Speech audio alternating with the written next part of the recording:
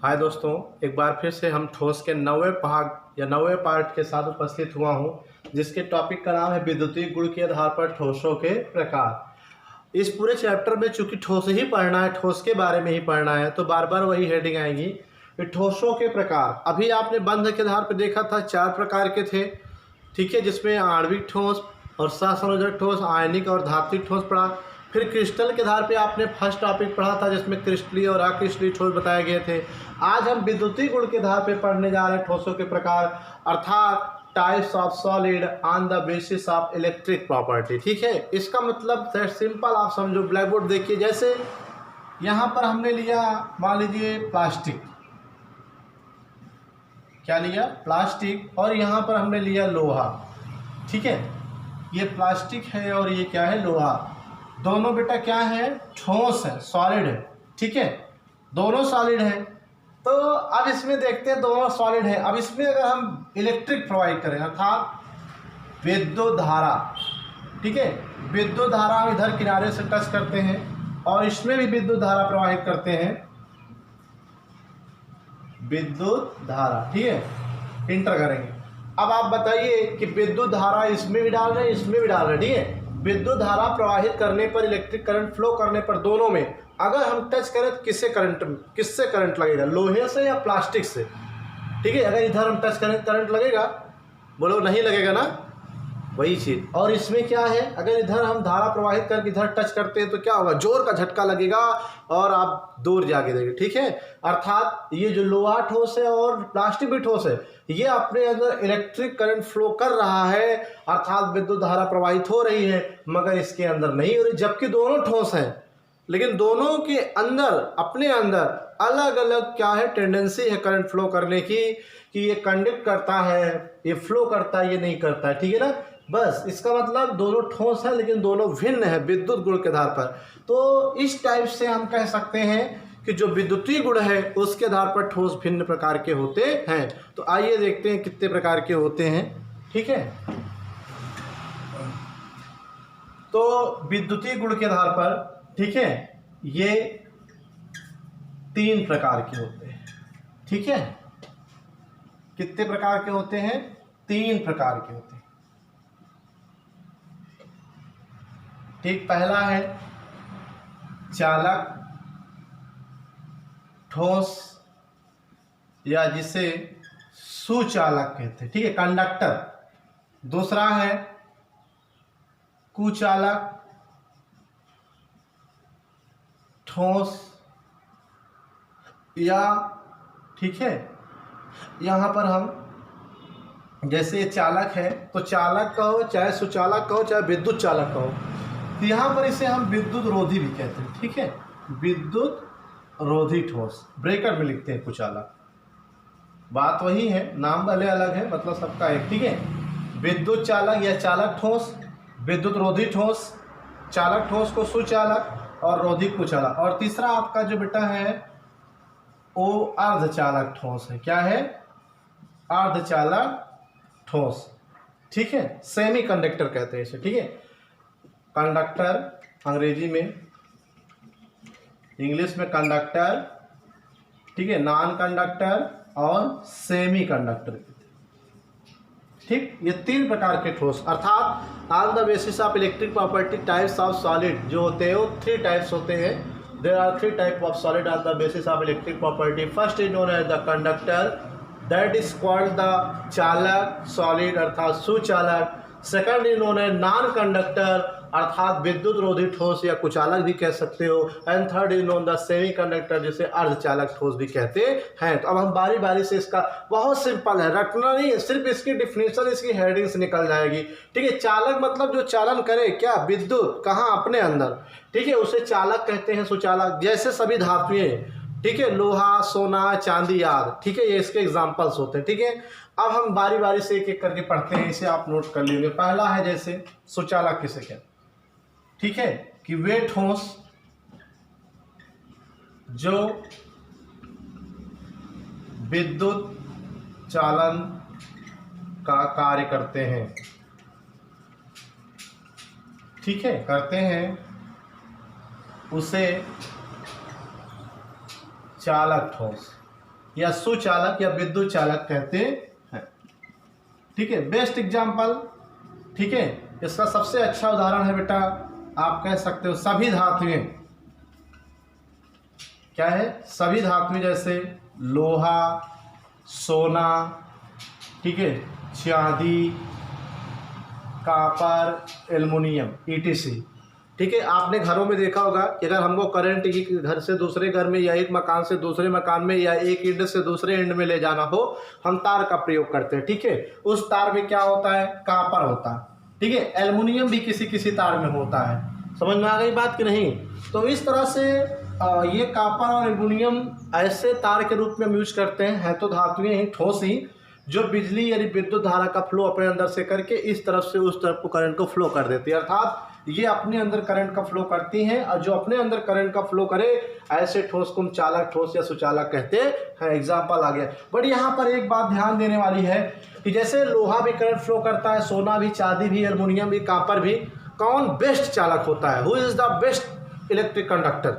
तो आपको समझना चांदी। इसका आंसर क्या है? चांदी। चांदी जो है वो विद्युत धारा का सबसे अच्छा चालक होता है। ठीक है, ये पॉइंट नोट कर लीजिए आप दिमाग में। ठीक है, कि चांदी जो होता है सभी धातुओं में सबसे अच्छा करंट फ्लो कर लेती है। लेकिन फिर यहाँ पर एक क्वेश्चन होगा कि अगर चांदी सबसे अच्छा करंट फ्लो करता है तो चांदी के वायर अगर लगा दिए जाए, सप्लाई और अच्छी हो जाएगी, विद्युत सप्लाई। बात तो सही है, बट एक इसमें प्रॉब्लम है कि एक तो ये कास्टली है, दूसरी चीज़ अगर चांदी के तार लगा दिए जाएँ तो ये दिन में भी चोरियाँ हो सकती हैं। समझ में आ रही बात कि नहीं? इसलिए चांदी कास्टली पड़ने के कारण, मेन कारण इसका यही है कि कास्टली है, कीमती है, मतलब इसलिए सब जगह, और इसकी लिमिट है थोड़ा सा चांदी की, इतना ज़्यादा हमारे देश में नहीं है कि हम चांदी के वायर दौड़ा सके। ठीक है, और कास्टली भी है, इसलिए थोड़ा सा इसका प्रयोग नहीं किया जाता। लेकिन हाँ, सबसे अच्छे चालक की बात आए तो हम कह सकते हैं कि silver is the best electric conductor. ठीक है, तो ये आपका हो गया कौन सा? चालक ठोस, सुचालक ठोस। आई सपोज कि आपको समझ में आ गया होगा। ठीक है, अब हम मिटाते हैं, नेक्स्ट की ओर चलते हैं। अब दूसरा आता है आपका बेटा, ठीक है, विद्युत रोधी, या आप कह सकते हो कुचालक, नॉन कंडक्टर। समझ में आ गया बात कि नहीं? तो इसे भी याद नहीं करना, चालक का उल्टा कर दो। अरे विद्युत रोधी, रोधी माने विरोधी, जो विरोध करे, अपने अंदर धारा का प्रवाह ना करे। अर्थात आप लिख सकते हो कि वे ठोस जो विद्युत चालक या चालक कह सकते हो, विद्युत चालक का कार्य नहीं करते हैं, ठीक है, उसे विद्युत रोधी ठोस कहते हैं, या विद्युत रोधी ही कहते हैं। जैसे एग्जांपल मैंने अभी बताया, सभी, ठीक है बेटा, प्लास्टिक, सभी प्लास्टिक, सूखी लकड़ी, ठीक है, रबर, हीरा, ETC। ठीक, ये आपके सामने कुछ ठोसों के एग्जाम्पल दिए गए हैं कि विद्युत रोधी। डेफिनेशन तो सिंपल है, यहीं से याद रखना कि वे ठोस जो विद्युत चालक का कार्य नहीं करते हैं, अर्थात अपने अंदर इलेक्ट्रिक फ्लो नहीं करते हैं, उसे विद्युत रोधी कहते हैं। जैसे सभी प्लास्टिक, सूखी लकड़ी, रबर, हीरा। जैसे हमें बिजली का कुछ भी काम करना होता है तो हम क्या करते हैं, प्लास्टिक की चीज़ों को पकड़ करके, जैसे ये प्लास्टिक आप देख रहे हो, तो अगर हमको बटन दबाना है यहाँ पर, तो हम ऐसे करते, करंट आ रहा है बटन में, तो हम ऐसे करेंगे तो क्या होगा, बटन दब जाएगी, बट करंट यहाँ पे नहीं। अगर इसी लोहे की छड़, अगर मान लीजिए जैसे आपके सामने ये है, एक लोहे की छड़ है, अगर हम इससे बटन को पुश करेंगे तो ये करंट यहाँ से होकर हमारे पास में हाथ में आ जाएगा और हमको झटका लग जाएगा। ठीक है, तो इस तरह से करंट ना लगे, इसके लिए हम लोग क्या करते हैं, प्लास्टिक यूज करते हैं, सूखी लकड़ियाँ, रबर, हीरा, ETC एग्जाम्पल है आपके विद्युत रोधी के। ठीक है, तो इस तरह से चालक और कुचालक के बारे में हमने पढ़ा। अब हम एक तीसरा पढ़ने जा रहे हैं, ठीक है, जिसका नाम है अर्धचालक। अर्धचालक, सेमीकंडक्टर। ठीक है, इसे भी रटना नहीं। चालक मतलब जो चालन करे, अर्ध माने आधा। ठीक है, आधा का मतलब इसकी डिफिनेशन ऐसे भी दी जाती है कि ऐसे ठोस जिनकी विद्युत चालकता, ठीक है, सुचालक और कुचालक के मध्य होती है, उसे हम क्या कहते हैं, अर्धचालक कहते हैं। डेफिनेशन यहाँ लिख रहे हैं कि वे ठोस, ठीक है, जिनकी विद्युत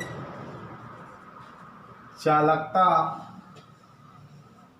सुचालक मतलब अभी आपने पढ़ा, तथा कुचालक के मध्य होती है, उसे हम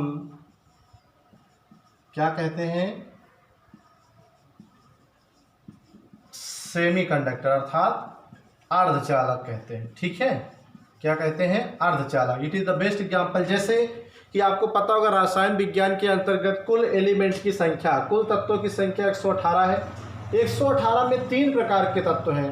ठीक है, कुछ क्या है, चालक है, कुछ क्या है, कुचालक है, कुछ क्या है, अर्धचालक। तो जो अर्धचालकों की संख्या है वो बहुत कम, सबसे कम है। सबसे ज़्यादा चालक अर्थात धातु के रूप में, फिर क्या है, कुचालक अधातु, फिर क्या है, अर्धचालक के रूप में है। जैसे एग्जाम्पल अगर देखा जाए अर्धचालक का, तो यहाँ पर एग्जाम्पल के रूप लिखते हैं मतलब आर्सेनिक, सिलिकॉन, ठीक है, जर्मेनियम, ये क्या है, ETC, ये अर्धचालक।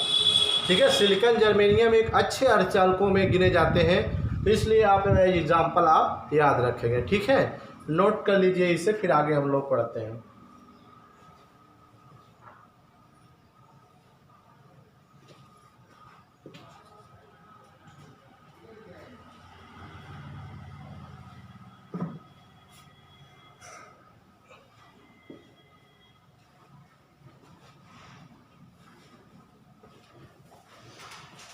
हो गया होगा नोट, अब आगे चलते हैं। अब जैसे चालक और कुचालक में तो कोई प्रकार नहीं है, लेकिन अर्धचालक के 2 प्रकार होते हैं। ठीक है, अर्धचालक के प्रकार, ठीक है, ये कितने प्रकार के होते हैं, 2 प्रकार के होते हैं। ठीक है, ये 2 प्रकार के होते हैं। नंबर 1 है N टाइप अर्धचालक, N टाइप अर्धचालक। ठीक है, हम चर्चा करते हैं। दूसरा है आपका P टाइप, P टाइप अर्धचालक।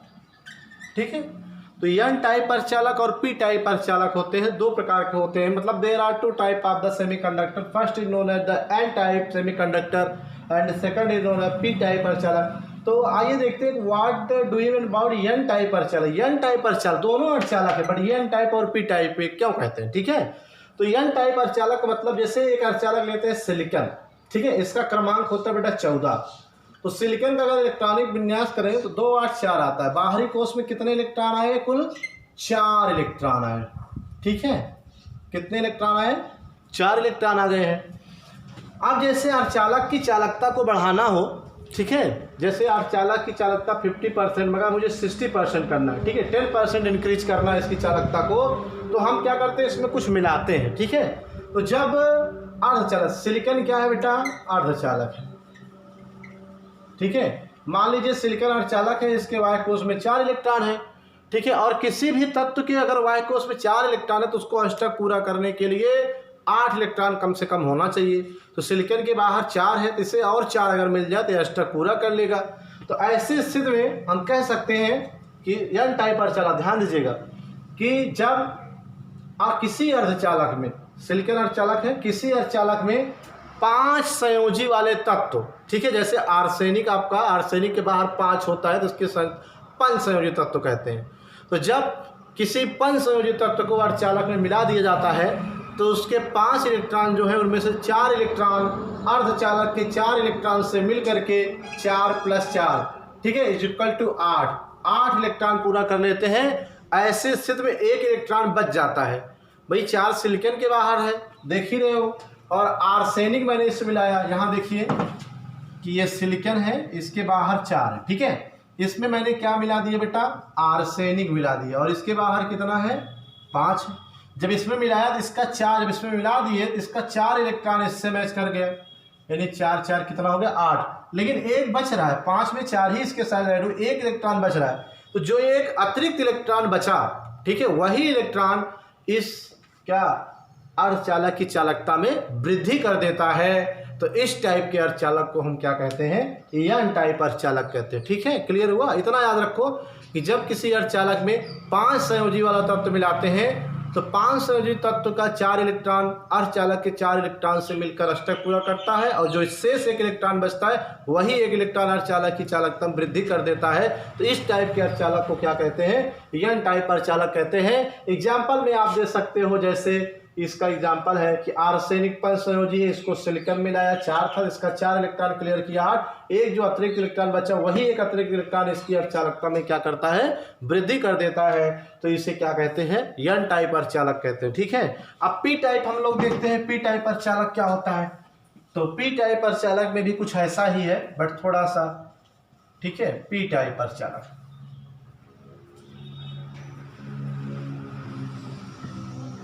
पी टाइप अर्धचालक, ठीक है, पी टाइप में भी वही है कि जैसे यहाँ पर सिलिकॉन है, सिलिकॉन के बाहर 4 है, ठीक है, इसमें त्रिसंयोजी तत्व, ठीक है, कौन सा तत्व, त्रिसंयोजी। इसके पहले मैंने क्या किया था, 5 संयोजी मिला, त्रिसंयोजी, ठीक है, त्रिसंयोजी तत्व जैसे गैलियम है, ठीक है। अब हम अगर इसको इसमें मिला दें, ठीक है, इसमें मिला दें तो इसके बाहर 3 होता है, तो इसके बाहर जब मिलाएंगे तो ये इसमें जाएगा, इसका 3 इलेक्ट्रॉन इससे क्लियर करेगा और बनाएगा कितना 7। अब ऐसे स्थिति में क्या हुआ कि जैसे ये मान लीजिए सिलिकॉन था, ठीक है ना, तो इसमें पूरा सिलिकॉन ऐसे पूरा था, तो इस तरह से, ठीक है, तो 4 इलेक्ट्रॉन थे, मान लीजिए 1 इलेक्ट्रॉन 2 इलेक्ट्रॉन, ठीक है, और इसको ऐसे बनाते हैं, 1 मिनट, 4 बॉक्स बनाते हैं, ठीक है। तो सिलिकॉन के बाहर कितना भैया, 4 इलेक्ट्रॉन, 1 2 3 4। अब जो त्रिसंयोजी तत्व आपने मिलाया, इस त्रिसंयोजी तत्व के 3 इलेक्ट्रॉन इससे क्लियर किए, तो 1 2 3 4 पहले था, 1 2 3, ठीक है, कितने हो गए, 2 2 4 2 6 1 7। तो ऐसे स्थिति में यहाँ पर 1 इलेक्ट्रॉन कम हुआ, तो जो ये स्पेस, ये एरिया बना खाली स्थान, ठीक है, इस खाली स्थान के कारण ही क्या होता है, अर्धचालक की चालकता में वृद्धि होती है। अर्थात एट लास्ट एक बार फिर से कि जब किसी अर्धचालक में त्रिसंयोजी तत्व मिलाया जाता है तो त्रिसंयोजी का 3 इलेक्ट्रॉन अर्धचालक के 4 इलेक्ट्रॉन से मिलकर 7 इलेक्ट्रॉन बनाता है। ऐसे स्थिति में 1 इलेक्ट्रॉन के लिए जो जगह खाली होता है, खाली स्थान हो जाता है, वह धनावेश का कार्य करता है, और वही धनावेश ही क्या करता है, एक अर्धचालक की चालकता में वृद्धि करने का कार्य करता है। ठीक है, तो इस तरह से आज हमने इस टॉपिक में देखा कि on the basis of electric property types of solid, मतलब विद्युत गुण के आधार पर ठोसों के प्रकार, और इसके आधार पर मैंने देखा 3 प्रकार के होते हैं, चालक यानी सुचालक या विद्युत चालक, दूसरा कुचालक यानी विद्युत रोधी, और तीसरा अर्धचालक। और अर्धचालकों में भी 2 प्रकार आपने पढ़ाएंगे, एन टाइप और पी टाइप। एन टाइप में क्या हुआ कि 5 संयोजी तत्व मिलाया जाता है अर्धचालक में, और पी टाइप में त्रिसंयोजी तत्व मिलाया जाता है। ठीक है, उसमें क्या है, एन टाइप में एक अतिरिक्त इलेक्ट्रॉन चालकता को बढ़ाता है, और पी टाइप में 1 इलेक्ट्रॉन की जो कमी है उससे जो स्थान खाली होता है वह स्थान धनावेश कार्य करता है, और जितने ज़्यादा अर्धचालक में स्थान खाली होंगे, ठीक, उतनी ही चालकता में क्या होगी, वृद्धि होगी। तो इस तरह से आज आपको ये सब बताया गया। ठीक है, अब हम फिर से एक नए टॉपिक के साथ उपस्थित होंगे, तब तक के लिए धन्यवाद।